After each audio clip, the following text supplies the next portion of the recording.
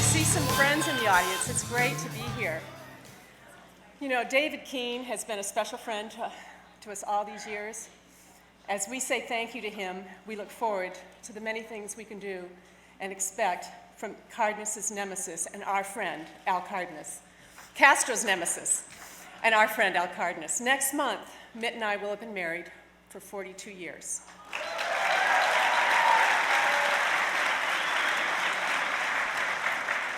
You know him for a lot of things he has done as a businessman, an Olympics leader, and a governor.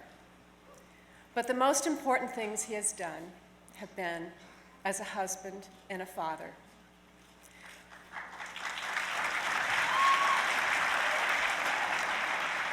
When the children were young, Mitt would call home from a business trip on the road, and he would often hear a very tired and exasperated young mother, overwhelmed by our rambunctious 5 boys.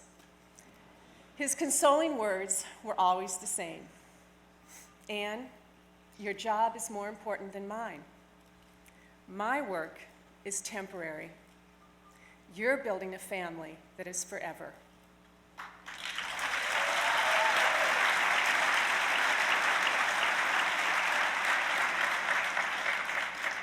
Later in life, we faced another challenge when I was diagnosed with MS. As we stood together, fearing what diagnosis we would hear from the doctor, Mitt simply said this: "We can handle anything as long as it's not terminal. I will love you no matter what."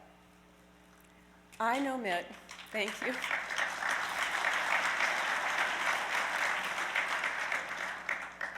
I know Mitt as a person, a very good person. I have also seen him as a leader, and I, for one, would like to see him lead the country as President of the United States.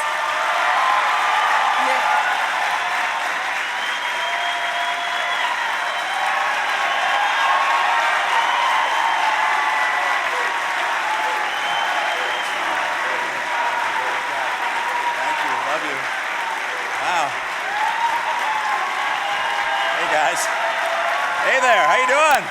Wow.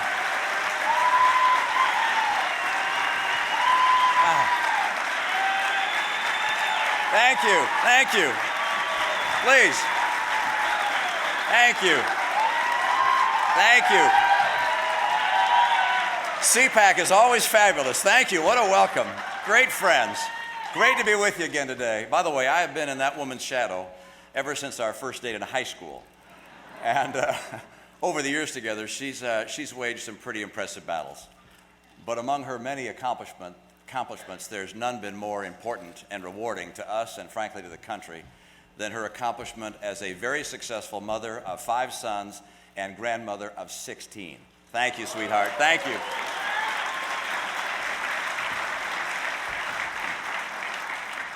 The other night, from opposite coasts of the country, Ann and I were watching the President's State of the Union address, and she figured out pretty quickly what was going on. She sent me an email saying that what he was saying sounded just like he was reading my CPAC speech from last year. Now, what we were hearing was not just a new and improved Barack Obama. It was an entirely different Barack Obama. Saul Alinsky, he was out. Jeffrey Immelt, he was in. The president went from change you can believe in to, can you believe this change?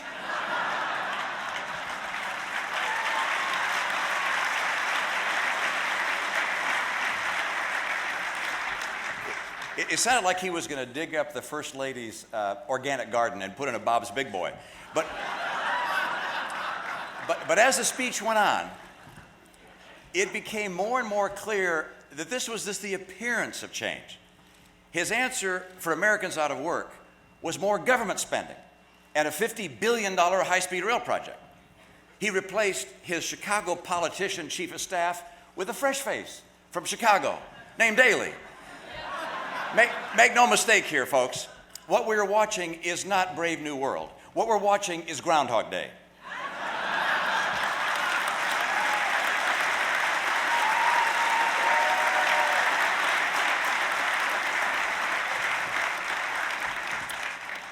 Two years ago, This president faced an economic crisis in an increasingly uncertain world. An uncertain world has been made more dangerous by the lack of clear direction from a weak president. The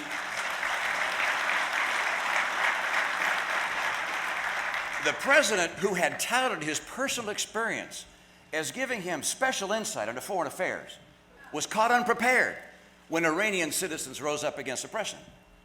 His proposed policy of engagement with Iran and North Korea won him the Nobel Peace Prize. How'd that work out, by the way?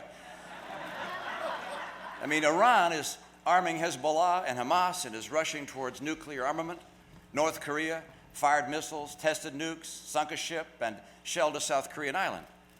And then there was his reset program with Russia. That consisted, of course, of our abandoning our missile defense in Poland and in signing a one-sided nuclear treaty. The cause of liberty cannot endure much more of his they get, we give diplomacy.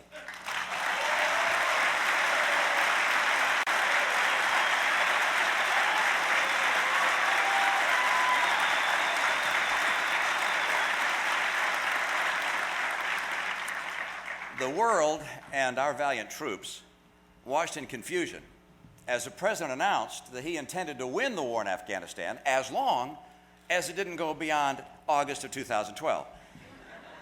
And while the Taliban may not have an air force or sophisticated drones, they do have calendars.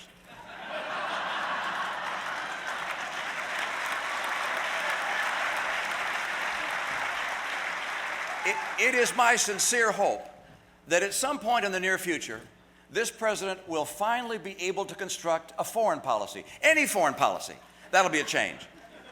Now, here at home, the president's response to the economic crisis was the most expensive failed social experiment in modern history. He guaranteed that unemployment would stay below 8%. As he watched millions and millions of Americans lose their jobs, lose their homes, lose their hope, his response was this: it could be worse. It could be worse? This is the leader of the free world's answer to the greatest job crisis since the Great Depression? What's next? Let them eat cake?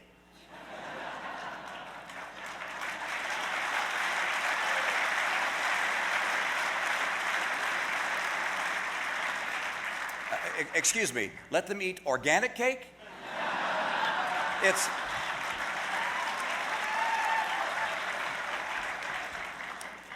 It's often said that the presidency of the United States is the toughest job in the world. Fair enough, undoubtedly true. But how difficult is it to take office in the middle of a raging economic crisis and understand that the economy should be your number one priority? The president who took office on January 20th of 2009 should have had one central mission: put every American back to work, fight for every job, because every job is a paycheck, and paychecks fuel American dreams. Without a paycheck, you can't take care of your family. You can't buy school books for your kids. You can't keep a car on the road or help an aging parent make ends meet. President Obama has stood watch over the greatest job loss in modern American history. And that, my friends, is one inconvenient truth that will haunt this president throughout history.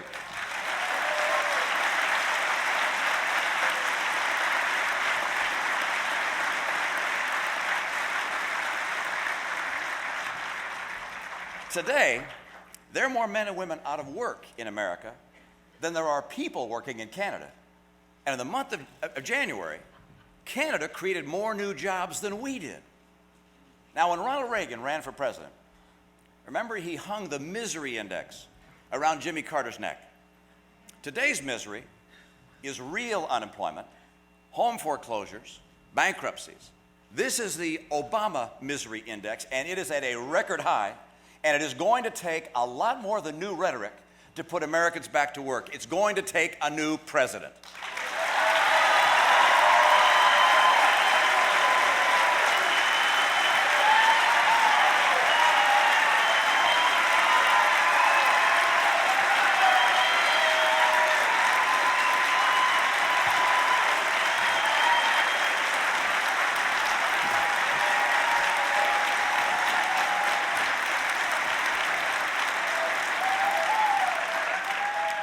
let me make this very clear.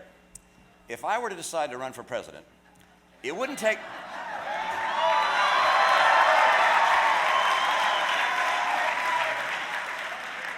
It sure wouldn't take me 2 years to wake up to the job crisis threatening America.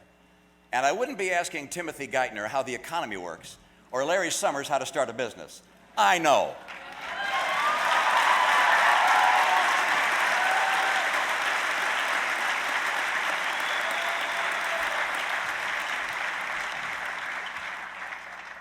$15 million Americans are out of work, and millions more can't find the good-paying jobs they long for and deserve. You've seen the heartbreaking photos and videos of the job fairs around the country where thousands show up and stand in line all day just to have a chance to compete for a few job openings that probably aren't as good as the job they held 2 years ago. These job fairs and unemployment lines are President Obama's Hoovervilles, and they got to end.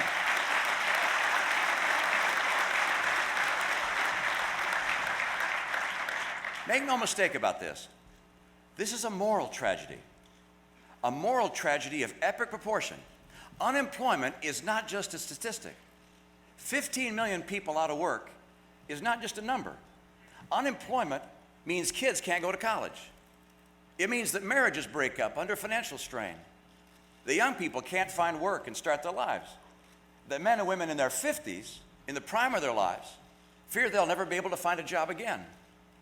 Liberals should be ashamed that they and their policies have failed these good and decent Americans.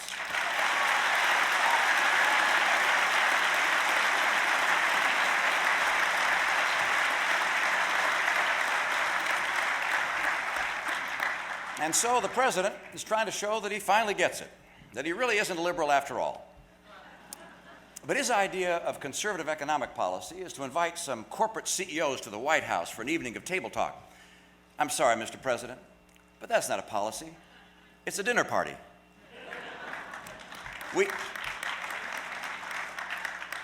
We've seen the failure of liberal answers before. Liberal welfare policies condemn generations to dependency and poverty. Liberal education policies fail our children today because they put pensions and privilege ahead for the union bosses ahead of reading scores for our kids. Liberal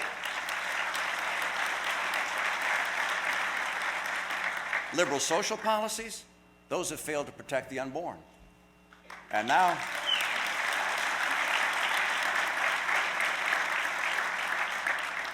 and the hollow promises of liberal economic policies have failed to provide millions of Americans with the dignity of work. Now, under the pressure of a crisis, people turn to what they really believe. With our economy in crisis, the president and his fellow liberals turned to Europe for their answers. Like the Europeans, they grew government. They racked up bigger and bigger deficits. They took over health care. They pushed cap and trade. They stalled the production of our oil and gas and coal. They fought to impose unions on all America's workers. And they created over 100 new agencies and commissions and hundreds of thousands of pages of new regulations. Theirs is a European-style solution to an American problem. It does not work there, and it will never work here.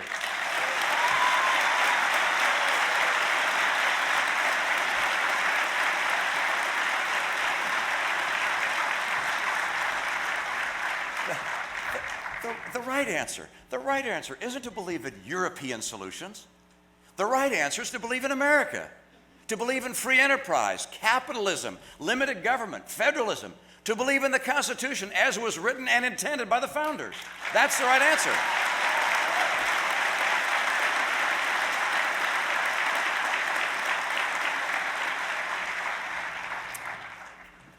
My father never graduated from college. He apprenticed as a lath and plaster carpenter, and he was darn good at it. He used to brag that he could put a handful of nails in his mouth and spit them out, pointed nail end first. And then on his honeymoon, he and Mom drove across the country. Dad sold aluminum paint along the way to pay for hotels and gas. But Dad always believed in America. And in that America, a lath and plaster man could work his way up to running a little car company called American Motors and end up as governor of a state where he had once sold aluminum paint for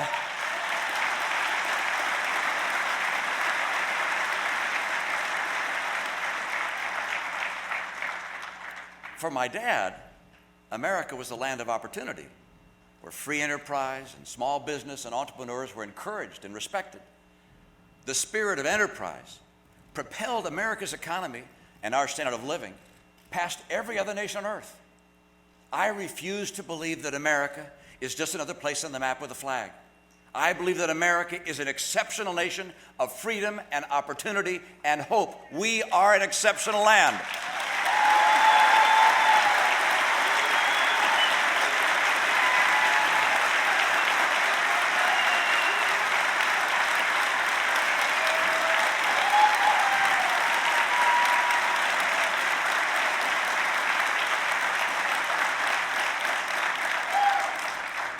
The America that you and I believe in has a goodness and a greatness that creates a unique American genius.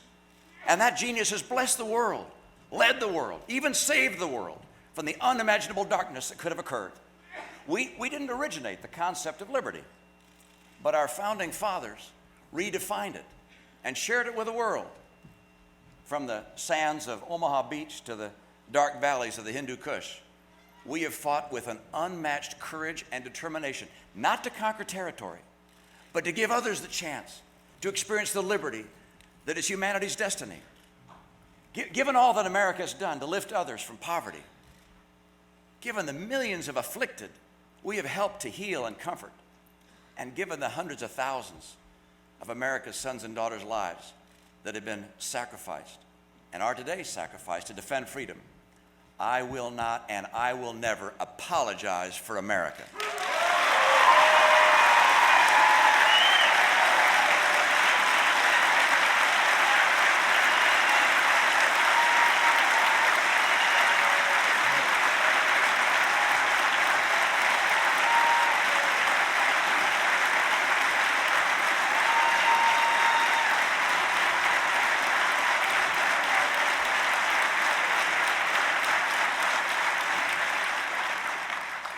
I don't apologize for America because I believe in America. We believe in freedom and opportunity. We believe in free enterprise and capitalism. We believe in the American dream, and we believe that the principles that made America the world's leader yesterday will make America the world's leader forever. We love this land. We believe in America. This is who we are.